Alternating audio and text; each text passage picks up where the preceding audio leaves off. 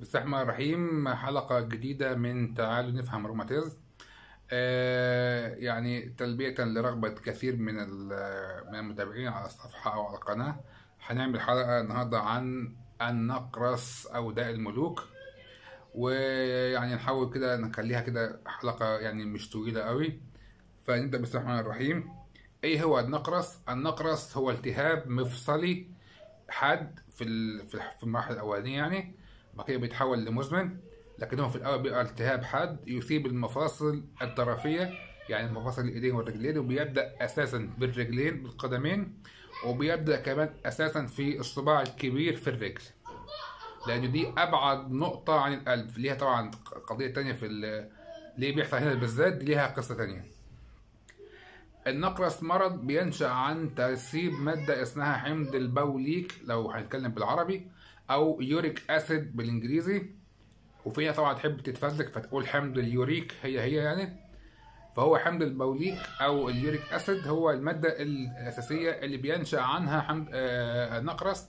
فالنقرس ليس مرضا مناعيا زي الروماتويد، زي الذئبة الحمراء، زي التهاب المفاصل المناعي الطفولي. كل الحاجات دي امراض مناعيه بتتعالج اساسا بالادويه المعالجه او المعدله لجهاز المناعه. طبعا مش كلها كورتيزون، في ادويه كتير مش بتبقى حاجات تانية يعني، زي ميثوتريكسات، زي هيدروكسيكلوكين، الحاجات دي كلها دي ادويه بيولوجيه. الادويه دي ملهاش دور في علاج النقرس، لان النقرس مرضا ليس مناعيا. اما المرض ايه؟ هو مرض زي ما قلنا بينشا من ترسب بلورات ماده حمض البوليك في المفاصل. لو اتساب طبعا ما تعالجش ممكن يصيب اعضاء اخرى زي الكلى، لكن هو اساسا بيصيب المفاصل، واساسا زي ما قلنا مفاصل القدمين، واساسا مفاصل الاصبع الكبير في القدم. ايه هو بقى حمض البوليك ده؟ حمض البوليك ده عباره عن ماده بتنشا من تمثيل الغذائي لماده اسمها البيورين. بيورين مش بروتين، ناخد بالنا ان هو بيورين مش بروتين. ايه البيورين ده؟ لو حد كان مذاكر احياء مثلا في ثانويه عامه او في اعدادي هيعرف ان الدي ان ايه عباره عن بيورين وبيريميدين. فالبيورين هو جزء من مكونات الدي ان ايه، وبالتالي اي حاجه بتؤدي الى سرعه تكسير الخلايا سواء داخليا او خارجيا، يعني سواء لو انا عندي مرض بيكسر خلايا جسمي انا هيعمل نقرس. ولو انا باكل حاجه فيها خلايا كتير، برضو تكسير الخلايا اللي انا باكلها اللي جايه من بره دي هتعمل لي نقرس. طبعا بالذات المصدر الحيواني اللي هو اللحوم والبروتين والكلام ده السبب اللي بيخلي البروتين الكتير بيعمل نقرس. زياده ماده الحمض البوليك دي بتؤدي الى ترسيبها في المفاصل. ليه بقى؟ لان ماده البوليك او حمض البوليك ده او اليوريك اسيد ماده بيسموها في الطب اند برودكت، يعني منتج نهائي لا يمكن لجسم الانسان التعامل معه باي شكل من الاشكال. ملوش في الانسان غير انه يخرج عن طريق البول. في باقي او في الحيوانات كلها، يعني في الثدييات كلها فيما عدا الانسان، الكلاب والقطط وكل كل الثدييات ما عدا الانسان بيبقى عندهم حمض او انزيم اسمه اليوريكيز. ده بيكسر حمض اليوريك اسيد وبيحوله الى حاجه تانية خالص، وبيتم استخدامه في دوره كريبس لانتاج الطاقه وكلام زي كده. عشان كده ما بيحصلش عندهم مرض النخرس. في الانسان حمض البوليك ماده نهائيه لا يمكن التعامل معها باي شكل من الاشكال. طبعا هي ليها استخدامات في بعض الحاجات في الانسان، بيسموها حاجه اسمها مضادات الاكسده، زيها زي فيتامين اي وفيتامين سي والحاجات دي. لكن عشان كده هو الحمض البوليك ما هوش سم، هو مفيد لكن في النورمال ليفل بتاعه. لو زاد عن المستوى بتاعه بيعمل مشاكل. لو زاد عن المستوى بتاعه بيبتدي يترسب في المفاصل. لكن هل كل زياده في الحمض البوليك معناها ترسيب في المفاصل؟ الاجابه لا. اكتر من 80% من الناس اللي بقيس لهم حمض البوليك في الدم والاعالي بيفضلوا كده على طول مدى الحياه، وما بيدخلوش في اي مشاكل في المفاصل. يعني ما بيبقاش عندهم اعراض نقرس، رغم ان لو حللت لهم هلاقي عندهم حمض البوليك عالي. وبالتالي وجود حمض بوليك عالي بدون اعراض بتاعه نقرس لا تعني نقرس. الحاجة التانية احنا قلنا ان هو الجسم ما بيستفدش منه او ما بيستخدمهوش في اي حاجة غير انه بينزله في البول. يبقى اذا وجوده في البول في حد ذاته ما هواش عرض مرضي. او ما هواش علامه على اي مرض. ليه؟ لان هو اصلا الجسم اي كميه بتجيله مش عايزها بيطلعها في البول. على عكس مثلا السكر، الناس فاهمه ان السكر لو لقيت في سكر في البول يبقى السكر معدي ال 180 في الدم، يبقى انت عندك مرض السكر، او في مشاكل تانية، يعني في مشاكل طبيه اخرى ممكن تؤدي الى السكر او البول السكري. لكن وجود حمض البوليك في البول لا يعني اي مرض. حته ان انا عملت تحليل بول وطلع فيه املاح يوريك اسيد يبقى انا كده عندي نقص، ده كلام مش سليم. الصح ان انا بحلل اليوريك اسيد في الدم وبحلله صايم، ولو طلع زايد بسميها فرط الحمض البوليك الدموي او زياده حمض البوليك في الدم، وما بسميهاش نقرس غير لو في اعراض نقرس. ايه بقى اعراض نقص اللي بتحصل؟ بيبقى التهاب حاد في المفاصل. حاد بمعنى ان العيان ممكن يفتكر الساعه والدقيقه اللي حصل فيها الالتهاب ده او اللي بدا فيها الالتهاب ده. يعني مثلا مريض الروماتويد بيقول لي انا تعبان من اسبوعين 3 4 شهر 2 وهكذا. مريض الخشونه ممكن يقول لي انا تعبان من سنتين 3 من 6 شهور من 7 شهور. لكن مريض النقرس يقول لي انا تعبان من امبارح الساعه 2 ونص و5 بالليل. دي التيبيكال او الصوره المثاليه يعني.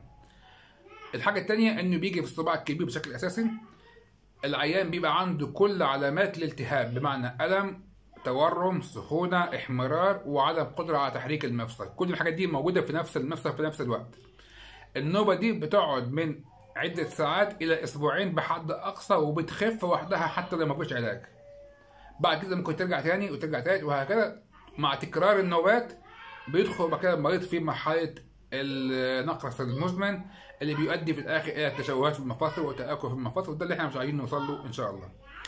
الحاجه المهمه الثانيه ان النقرس لا يصيب السيدات الا في حالات نادره جدا جدا جدا جدا، وحط جدا من هنا لغايه ما انت عايز.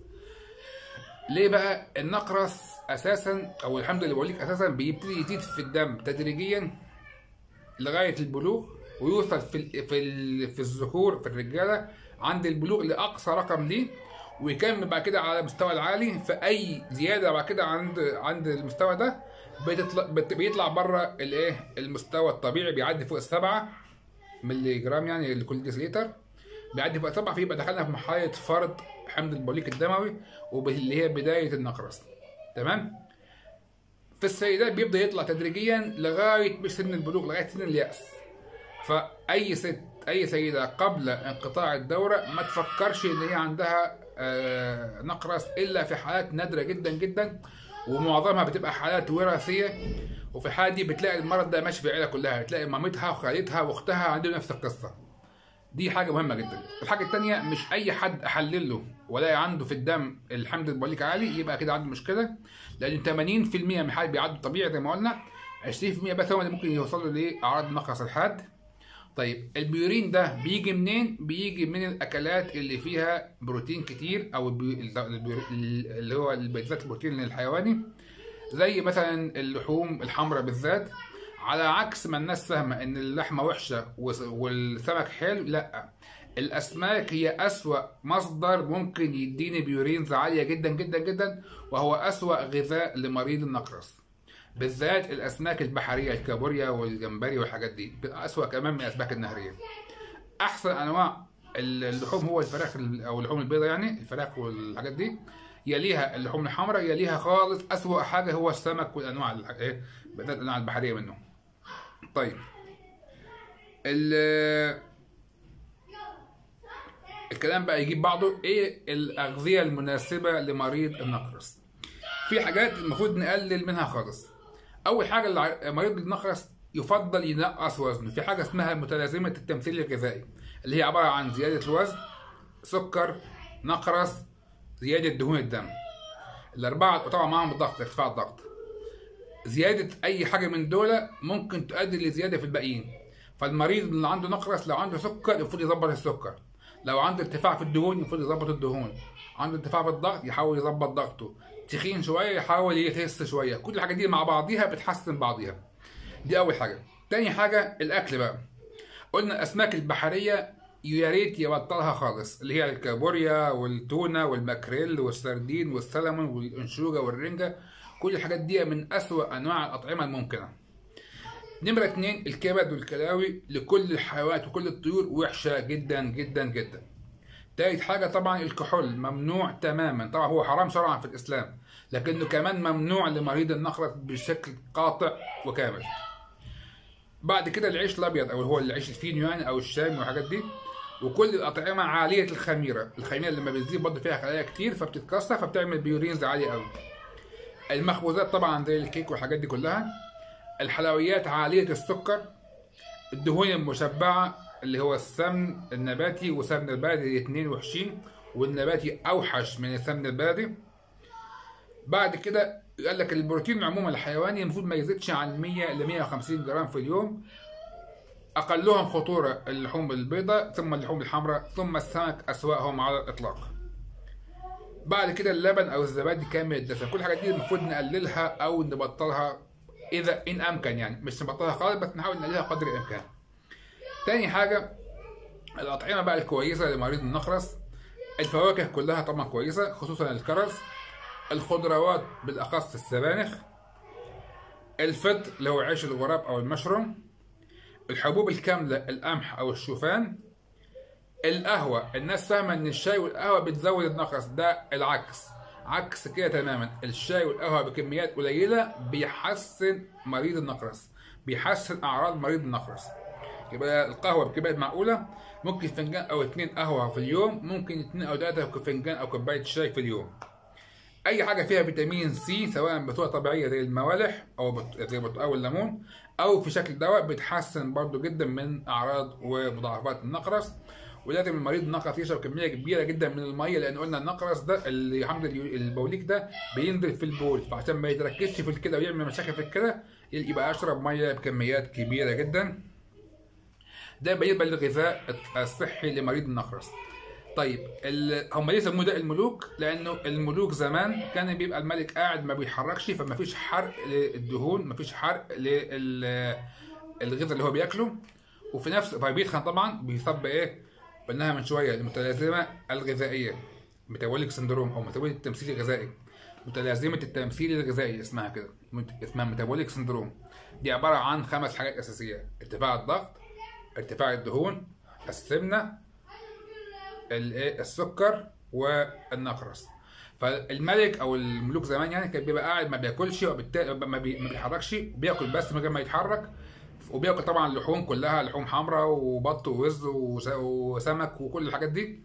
فعنده الدخل او اللي داخل جسمه من البيورينز عالي جدا، ومفيش انفاق عنده، وعنده بقى عوامل الخطوره اللي هي السمنه، ممكن يبقى عنده سكر وعنده ضغط وعنده الارتفاع طبعا حمض البوليك في الدم. فعشان كده سموه ده الملوك. لكن طبعا مش بيسيب الملوك بس، بيسيب اي حد حركته قليله فما بيحركش كتير، او الغذاء اللي بياكله فيه بيورينز عاليه، او عنده مرض داخلي في الجسم بيؤدي الى زياده سرعه او معدل تكسير الخلايا، وبالتالي بقى عنده معدل انتاج بيورينز عاليه في الدم. طيب قلنا المريض بيجي بهيئه نوبه حاده. النوبه الحاده دي علاجها الاساسي هو مضادات الالتهاب اللا ستيرويديه، اللي هي ما يطلق عليه بلغتنا الدارجه المسكنات. ثم ما نفعتش دي بياخد كورتيزون بجرعات صغيره لفتره محدوده. ما نفعتش بياخد حاجه اسمها كولشيسين، ده في النوبه الحاده. هل كل مريض نقرس محتاج علاج مستمر مدى الحياه زي الروماتويد؟ لا، ما بحتاجش الادويه زي الزيلوريك والفيبوكسوستات والحاجات دي غير لمرضى معينين، اللي هم اللي بيبقى عندهم اكتر من نوبتين في السنه، نوبتين حادين يعني، او دخل في مرحله النقرس المزمن، او عنده بدأ مشاكل فعليه في المفاصل، بدات تحصل تآكل في المفاصل. لو حصل حاجه من دول يبقى لازم اديله علاج مدى الحياه من مخفضات حمض البوليك، اللي هي اساسا حاجه اسمها البيورينول، اللي هي موجوده في حاجه زي الزيلوريك وحاجه واخواته يعني، او ماده جديده اسمها الفيبوكسوستات، او ماده ثالثه اسمها بروبانسيد. في كده دواء بينقص الحمض البوليك في الدم. المهم لازم نعرفه انه المريض بمجرد ما بيبدا علاج للنقرس المفروض هو ما يبطلوش. فما فيش حاجه اسمها كان عندي نقرس وخفيت. ممكن المريض يبقى عنده نوبه حاده من نقرس لكنه عدل عوامل الخطوره فما جاتلوش تاني، ممكن تحصل، او جات له على فتره متباعده فما بقاش محتاج لعلاج نقرس مدى الحياه. لكن المريض اللي بتجيله اكتر من نوبتين في السنه، او بتجيله نوبات كتير جدا وما بتخفش بشكل سريع على العلاج، او دخل في مرحله الالتهاب المزمن، ان هو عنده التهاب بشكل مستمر في المفاصل ما بيخفش خالص، هذا المريض محتاج لمخفضات حمض البوليك مدى الحياه. مفيش حاجه اسمها كان عندي نقرس وخفيت. الحاجه الاخيره انه مريض النقرس لازم الجزء الاهم في العلاج هو الالتزام بالغذاء وتخفيض الوزن قدر الامكان وعلاج عوامل الخطوره الاخرى، وبعد كده بيشوف موضوع الدواء. مهم جدا انه مش اي التهاب يحصل في القدمين او اي الم في القدمين يبقى نقرس. مهم جدا انه مش اي حد يطلع عنده حمض البوليك عالي او عنده حمض البوليك في البول بالذات عالي او موجود او عالي يبقى عنده نقرس، لانه ارتفاع حمض البوليك سواء في البول او في الدم لا يعني نقرس. وكده يعني نبقى خلصنا، ونلتقي في حلقه قادمه ان شاء الله، والسلام عليكم ورحمه الله وبركاته.